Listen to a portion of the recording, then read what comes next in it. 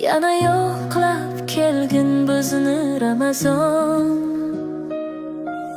Iymonda zabardast bo'lmoqlik uchun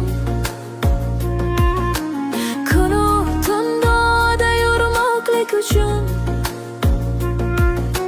savobli amallar qilmoqlik uchun yana yo'qlab kelgin bizni Ramazon.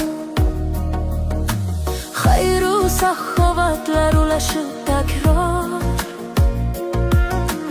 yaxshilik yo'lida kurashib takror,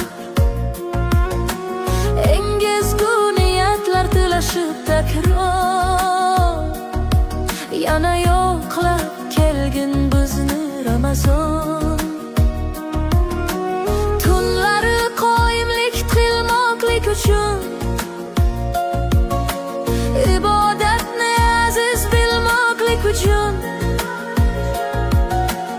Allohga suyukli bo'lmoqlik uchun yana yo'qlab kelgin bizni Ramazon.